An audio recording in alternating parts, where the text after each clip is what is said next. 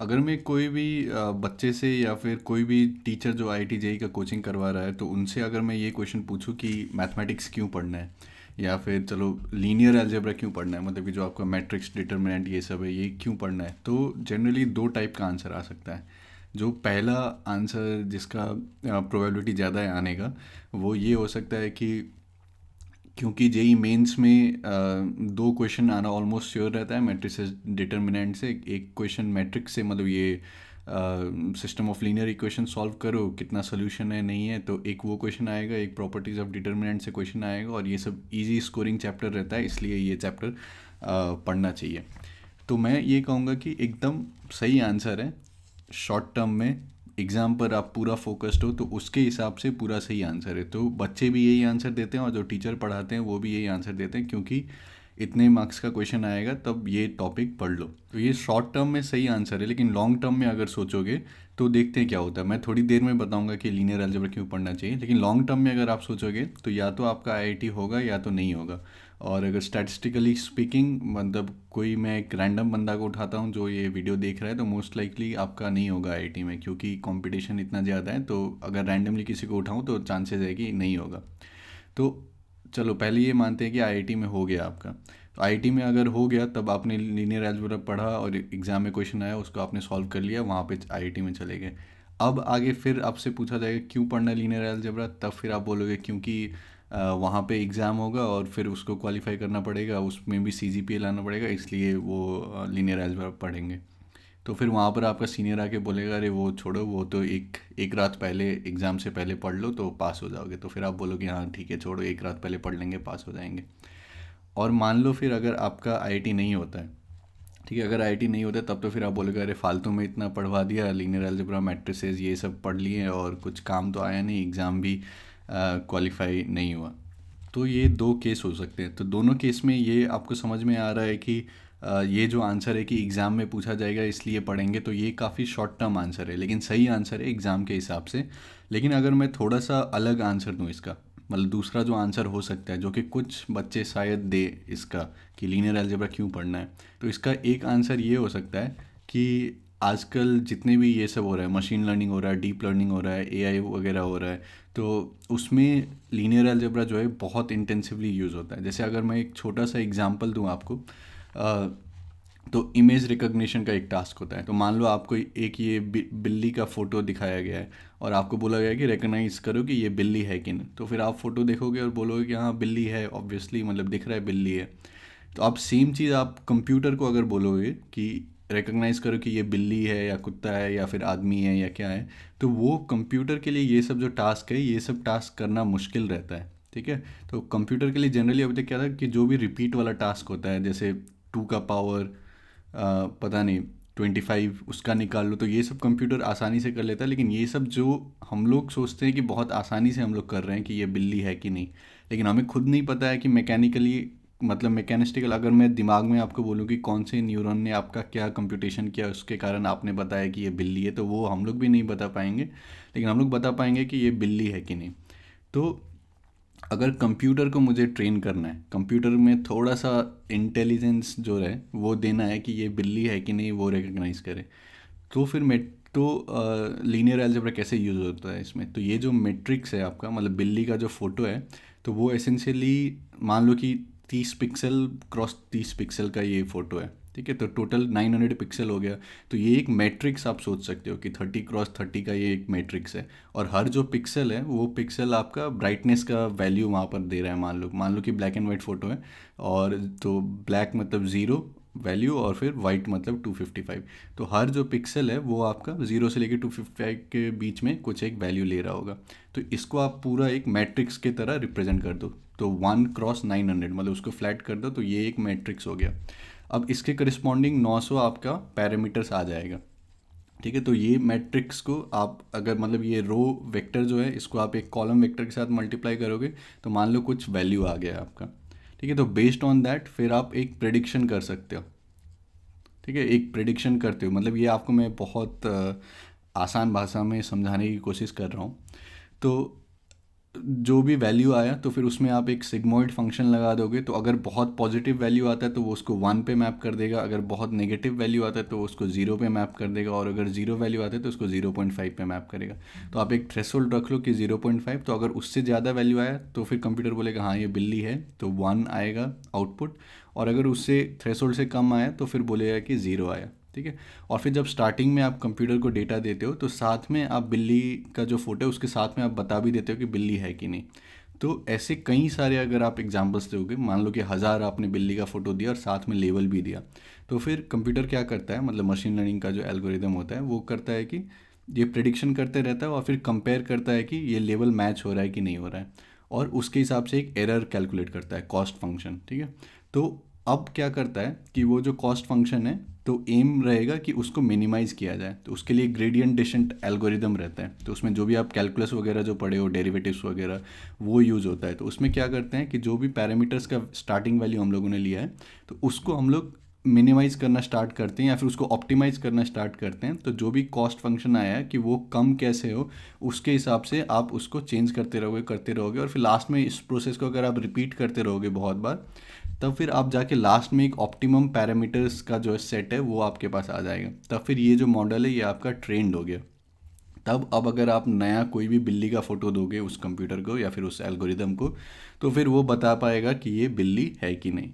तो ये image recognition में होता है। अब इसका फ़ायदा क्या है, तो जैसे मान लो कि जो पोस्ट कार्ड वगैरह में हम लोग पहले एड्रेस लिखते थे, तो अगर हाथ से कोई लिख रहा है, ठीक है, कि 100001 या इस टाइप का कुछ पिन कोड लिख रहा है 82152, तो आप एक ऐसा कंप्यूटर एल्गोरिदम बना सकते हो जो कि ऑटोमेटिकली ये सारा चीज़ पढ़ ले, मतलब कि जो हैंड रिटन डिजिट्स है उसको आइडेंटिफाई कर ले, और फिर वो कंप्यूटर वो पोस्टमैन को बता देगा कि हाँ ये इस स्टेट में जाने वाला है, ये इस स्टेट में जाने वाला है। तो उससे जो है आपका पोस्ट ऑफिस का काम बहुत आसान हो सकता है। तो ये एक एप्लीकेशन मैंने बताया।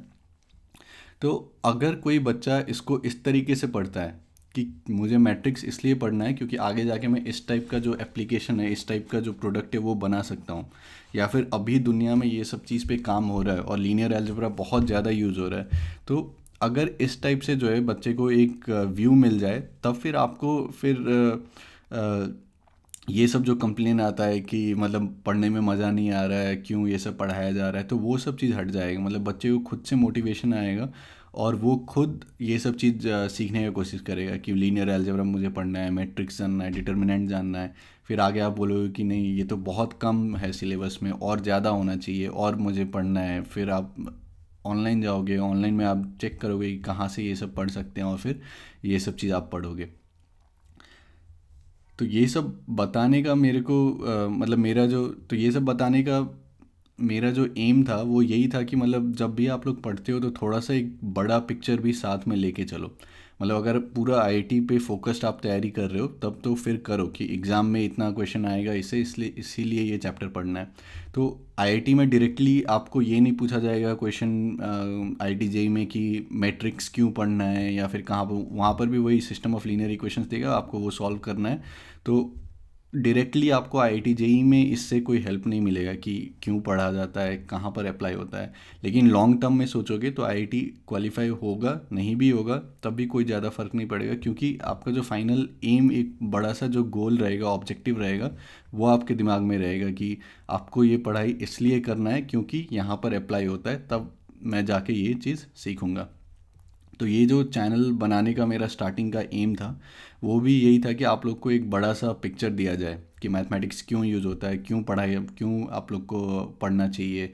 तो यही स्टार्टिंग का गोल था। लेकिन फिर जब मैं स्टार्टिंग में बना रहा था वीडियो काफ़ी आराम आराम से और एनसीईआरटी बेस्ड रहता था, तो और मैं एप्लीकेशन वाला भी बताता था पार्ट, लेकिन फिर बहुत कमेंट्स आने लगे कि भैया आईआईटी से हो आप, तो आईआईटी वाला पढ़ाओ, आईआईटी वाला पढ़ाओ। तो अगर मेरा आईआईटी वाला वीडियो देखोगे तो जेई मेंस वाला, तो उसमें भी मेरा स्टार्टिंग का यही रहेगा, क्योंकि मैट्रिक्स इसलिए पढ़ना है क्योंकि एक क्वेश्चन आएगा सिस्टम ऑफ लीनियर इक्वेशन से, या फिर डिटर्मिनेंट इसलिए पढ़ना है क्योंकि ऑलमोस्ट सर्टेन रहता है कि उस टाइप का क्वेश्चन आएगा, तो इजी स्कोरिंग है इसलिए पढ़ना चाहिए। तो अगर आईआईटी के लिए कोई सर, कोई टीचर आपको पढ़ा भी रहे हैं, तो तो क्योंकि इतना कॉम्पिटिटिव माहौल है और इतना फोकस तरीके से पढ़ाना पड़ता है, तब फिर वहाँ पर अगर मैं ये सब बात करूँ कि मशीन लर्निंग में यूज़ होता है, वहाँ पर ये कैट का इमेज रिकग्निशन करना है या फिर जो भी करना है, डिजिट रिकग्निशन करना है, हैंड राइटिंग रिकग्निशन करना है, उसमें क्या एल्गोरिदम यूज़ हो रहा है, तो बच्चे बोलेंगे क्यों फालतू का टाइम वेस्ट कर रहे हो, सीधा जो एग्ज़ाम में आएगा वो पढ़ाओ। तो इसलिए वो थोड़ा ज़्यादा हो जाता है। तो जो भी बच्चे अभी स्टार्ट कर रहे हैं, अभी जो भी स्कूल मतलब क्लास 11 का स्टार्ट कर रहे हैं, या फिर जो लोग बोर्ड्स का तैयारी कर रहे हैं, मतलब बस बोर्ड्स फोकस है और फिर रिलेटिवली थोड़ा ज़्यादा टाइम है आप लोगों के पास, तो इस टाइप से कभी भी जो भी टॉपिक पढ़ते हो तो उसका थोड़ा सा बड़ा पिक्चर के बारे में सोचने का कोशिश करोगे, कहाँ पर अप्लाई हो रहा है। और टीचर को पूछोगे तो हो सकता है कि टीचर आपको बस बैठा, मतलब आप मान लो कि आप कोचिंग में गए और कोचिंग में जाके सर ने बोला कि चलो मैट्रिक्स पढ़ते हैं, और फिर आपने उठ के पढ़ा सर मैट्रिक्स क्यों पढ़ना है, तो फिर सर ने आपको बोला कि क्योंकि एग्ज़ाम में आएगा इसलिए पढ़ना है, तो आप बोलोगे कि नहीं एग्ज़ाम में तो आएगा वो ठीक है, लेकिन पढ़ना क्यों है, तो वो बोलेंगे टाइम वेस्ट मत करो, चुपचाप बैठ जाओ। तो आप बोलो चलो कोई बात नहीं, तो आप इंटरनेट यूज़ कर रहे हो, इंटरनेट पे आके सही चीज़ सर्च करो कि क्यों यूज़ हो रहा है, कहाँ पर यूज़ हो रहा है, कैसे यूज़ हो रहा है। तो मान लो कि आप कोई एक ऐसे कॉलेज में जा रहे हो जहाँ पर अच्छा नहीं पढ़ाया जा रहा है, ठीक है, ये सब चीज़ अच्छा नहीं पढ़ाया पढ़ाया जा रहा है जो भी पढ़ाया जा रहा है, तो फिर आप क्या कर सकते हो, आप सीधा ऑनलाइन आओ। ऑनलाइन में एमआईटी का ओपन कोर्सवेयर है पूरा, मतलब एमआईटी का जो अंडर ग्रेजुएट बच्चा पढ़ सकता है वहाँ पर एमआईटी जाके वो सारा पूरा कोर्स, मतलब linear algebra, partial differential equation, probability, ये सब सारा चीज़ का पूरा कोर्स है ऑनलाइन। तो और यूट्यूब पर भी है और एमआईटी ओपन कोर्सवेयर पर भी है, और फिर जैसे सिग्नल्स एंड सिस्टम पढ़ना है तो एडेक्स करके वेबसाइट है, वहाँ पर आईआईटी बॉम्बे का पूरा कोर्स है। तो ये सब कोर्स, मतलब एक बार बस आपको रीज़न पता होना चाहिए कि क्यों पढ़ना है। एक बार अगर आपको ये मोटिवेशन आ गया कि इसलिए पढ़ना है, ये एप्लीकेशन हो सकता है बाद में जाके, इसलिए मुझे ये सीखना है, तो फिर आप अपने आप लीनियर अलजेब्रा सीखोगे, फिर आप देखोगे कि आपको पाइथन प्रोग्रामिंग आना चाहिए, तो फिर आप जाके पाइथन प्रोग्रामिंग सीखोगे। तो जो भी आपको सीखना है वो आप खुद स्टार्ट कर लोगे सीखना। और ये तो मैंने एक एग्जांपल दिया, दूसरा बहुत सारे एग्जांपल दे सकता हूँ। तो मान लो कि जैसे अभी जब मैं घर गया था तो मेरी जो दादी है उनका ये राइट हैंड अभी चलना बंद कर दिया, मतलब काम नहीं करता है। तो मान लो कि अगर मैं ऐसा रोबोट, मैं या फिर आप या हम लोग सब मिलके एक ऐसा रोबोट बनाते हैं जो कि आपका दिमाग का एक्टिविटी लेता है सारा, ठीक है, और चिप एक लगा दो तो फिर पूरा एक्टिविटी रिकॉर्ड करता है, और फिर वो जो एक्टिविटी है वो एक साथ में साइमल्टेनियसली एक रोबोट को ट्रांसफ़र करता है। तो अगर दादी जो है वो हाथ उठाने की कोशिश करेगी तो फिर उसके उनके दिमाग में जो भी सिग्नल आ रहा है, सेम सिग्नल आप रेप्लिकेट कर दो एक रोबोट के दिमाग में। तो अगर दादी का हाथ नहीं भी उठता है तो रोबोट का हाथ उठेगा, और फिर रोबोट जो है मान लो पानी पीना है तो फिर पानी का ग्लास उठा के दादी को पिला सकता है। तो ये सब टेक्नोलॉजी ज़्यादा दूर नहीं है, ये सब मतलब लोग काम कर रहे हैं। एलन एलन मस्क का एक स्टार्टअप है न्यूरालिंक, तो शायद वो इसी चीज़ पे काम कर रहे हैं, मैं उतना ध्यान से देखा नहीं हूँ। तो ये सब कुछ टाइम में हो सकता है, मतलब मान लो कि जब मैं बुढ़ा होता हूँ तो भगवान ना करे हाथ ना चले, लेकिन अगर मेरा हाथ नहीं चलता उस टाइम पे, तो हो सकता है कि उस टाइम तक एक ऐसा रोबोट बन जाए जो कि मेरा दिमाग का सिग्नल लेके और फिर उसका हाथ चलना स्टार्ट हो जाए। तो इस टाइप का अगर सोच के आप करोगे तब फिर आप, तो देखो, तो कंप्यूटर साइंस में अगर हो आप लोग, तो इस टाइप का प्रोजेक्ट अगर लेना है मशीन लर्निंग वगैरह, तो इसमें तो आपको जितना भी नॉलेज चाहिए तो वो, जैसे मैंने बताया एमआईटी ओपन कोर्सवेयर है तो उसका पूरा जाके आप देख सकते हो जो भी आपको चैप्टर पढ़ना है, या फिर एडेक्स पे कोर्स रहता है, कोर्सेरा पे रहता है, तो वहाँ से जाके आप नॉलेज ले सकते हो। और फिर जो भी आपको प्रैक्टिकल करना है उसके लिए आपको एक कंप्यूटर चाहिए जो कि आप कर सकते हो। फिर उसके बाद जो भी, अगर आपको और ज़्यादा काम करना है जो प्रोजेक्ट वगैरह पे करना है, तो फिर जो भी लैब इस चीज़ पे काम कर रहा है वहाँ पर जाके आप प्रोजेक्ट कर सकते हो, इंटर्नशिप कर सकते हो, या फिर कोई भी कंपनी में जाके कर सकते हो और नॉलेज आगे बढ़ा सकते हो। और जैसे बाकी जो फील्ड है जहाँ पर आपको एक प्रॉपर लैब का ज़रूरत रहता है, तो फिर उसके लिए आप अपना नॉलेज इकट्ठा करो, और फिर जो भी लैब इस टाइप के प्रोजेक्ट्स पे काम कर रहे हैं तो उस लैब में जाके इंटर्नशिप कर लो या प्रोजेक्ट कर लो। तो अगर आप एक अच्छे कॉलेज में नहीं भी हो तब भी आप लोग एक, अगर आप इंटरेस्टेड हो फील्ड में तो आप बहुत कुछ कर सकते हो। और एग्जांपल अगर देना है तो एक एग्जांपल, चलो मान लो कि जैसे आप ये यूट्यूब देख रहे हो, यूट्यूब पर जो वीडियो आपको रिकमेंड करता है यूट्यूब, तो वो कैसे करता है, तो वो जैसे मान लो कि अगर आप मेरा जो ये वीडियो देख रहे हो काफ़ी टाइम तक देखते हो, और फिर मतलब कि जो रिटेंशन ड्यूरेशन है वो काफ़ी लंबा है, ऑडियंस रिटेंशन, और आप लोग वीडियो को लाइक करते हो मान लो, फिर शेयर करते हो, तो यूट्यूब एल्गोरिदम को ये फीड होगा कि ये वीडियो जो है अच्छा कर रहा है और बच्चों को अच्छा लग रहा है। तब फिर आपको सिमिलर टाइप, मतलब ये वीडियो जो है सिमिलर जो स्टूडेंट और हैं उनको जाके ये यूट्यूब रिकमेंड करेगा। मान लो कि आपने यूट्यूब पर एक वीडियो देख लिया, कंगना रनौत का इंटरव्यू देख लिया, मान लो सुशांत सिंह राजपूत पे रिपब्लिक टीवी का, तो उसके बाद फिर जितना भी सुशांत सिंह राजपूत पे वीडियो बन रहा है यूट्यूब अपने आप जो है आपको वो वीडियो रिकमेंड करेगा। तो ये सब जो ये पूरा बैकग्राउंड में जो है पूरा ये मशीन लर्निंग, डीप लर्निंग, ये सब चल रहा है। जैसे आप लोग गूगल पे मान लो आपने जाके सर्च किया कि मुझे laptop, which laptop to buy, तो उसके बाद आप देखोगे कि आप कहीं पर भी जा रहे हो, ऑनलाइन चला रहे हो, तो फिर आपको लैपटॉप्स का ऐड दिखना स्टार्ट हो जाएगा।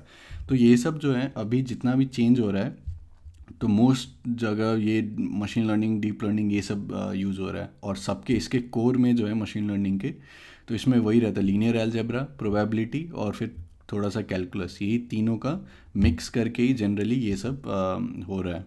और लेकिन इम्प्रूवमेंट का भी बहुत स्कोप है कि अभी ये मतलब बहुत ज़्यादा डेटा फीड करना पड़ता है तब जाके, मतलब सुपरवाइज लर्निंग कहते हैं इसको, तब जाके कुछ प्रोडक्ट आता है यूज़फुल। लेकिन आप लोग फ्यूचर में जाके और अच्छा टेक्नोलॉजी वगैरह बना सकते हो। तो कहने तो ये वीडियो बनाने का मेन एम मेरा यही था कि जब भी कोई भी टॉपिक पढ़ते हो, जैसे मान लो लीनियर अलजेब्रा पढ़ लिया या प्रोबेबिलिटी पढ़ लिया, या फिर मान लो कि आप बायोलॉजी में जेनेटिक्स पढ़ रहे हो, तो कुछ भी पढ़ रहे हो तो फिर उसका एक बड़ा सा व्यू लेने का कोशिश करो कि कहाँ पर यूज़ हो रहा है, क्या यूज़ हो रहा है, क्या एप्लीकेशन हो रहा है, क्यों ये सब चैप्टर पढ़ना है, क्यों इम्पोर्टेंट है, कहाँ पे पहली बार मतलब ये चैप्टर का ओरिजिन क्यों हुआ था, कौन सा प्रॉब्लम सॉल्व करने के लिए हुआ था, या फिर अभी आज के दुनिया में कहाँ पर ये सारा चीज़ यूज़ हो रहा है। तो अगर एक बार वो चीज़ आपको पता चल गया, उस चीज़ का समझ आ गया, तब फिर आपको कोई नहीं रोक सकता है। तब फिर आप खुद देखोगे कि आप खुद पूरा सीखना स्टार्ट कर दोगे। आप खुद से ऑनलाइन जाओगे, ऑनलाइन पे जितने भी एमआईटी वगैरह के या फिर आईआईटी के जो भी वीडियोज़ हैं अच्छे खासे, वो सब देखोगे, सारा प्रोग्रामिंग खुद से सीखोगे। तो ये मोटिवेशन जो बहुत सारे बच्चे बोलते हैं कि मोटिवेशनल वीडियो बना दो, ये बना दो, वो बना दो, तो मोटिवेशन यही सबसे आता है कि आप एप्लीकेशन देखो कोई भी चीज़ का। तो जब आपको एक बार समझ में आ जाए कि हाँ ये काम का चीज़ है, सीखना चाहिए, तब फिर आप खुद से वो चीज़ करोगे। ठीक है, और लॉन्ग टर्म में काफ़ी काम आएगा। अगर आपका आईआईटी हो भी जाता है तो उसके बाद भी आपको काम आएगा कि आपको पता है कि आपको क्या करना है। और नहीं तो बहुत बार ऐसा होता है कि आप अगर पूरा इस टाइप से पढ़ रहे हो, मतलब वो जो घोड़े को वो पट्टा लगा देता है कि ना दायां कुछ दिखे ना बायां कुछ दिखे, बस आगे भागता जाए। तो बहुत बार ऐसा होता है कि अगर आप बस इसलिए पढ़ रहे हो क्योंकि एग्ज़ाम में इतना क्वेश्चन आएगा, ये आएगा, वो आएगा, तो उससे एग्ज़ाम ऑब्वियसली क्वालिफाई हो सकता है, लेकिन उसके बाद फिर क्या करना है वो समझ में नहीं आता है बच्चे को। तो इसलिए जब भी पढ़ाई कर रहे हो, और पूरा इंटरनेट का दुनिया है आजकल, तो इंटरनेट का सही इस्तेमाल करो, ये सब जाके देखो कहाँ पर क्या हो रहा है, तो लॉन्ग टर्म में काफ़ी अच्छा होगा। तो बहुत बहुत धन्यवाद। और वीडियो अगर अच्छा लगा हो तो वही लाइक करो, शेयर करो, चैनल को सब्सक्राइब कर लो, और फिर एक अच्छा माहौल बना के पढ़ाई करो, प्रोडक्टिव, और एंड गोल जो है वो भी खुश रहकर पढ़ाई करो। ठीक है, तो मिलते हैं अगले वीडियो में।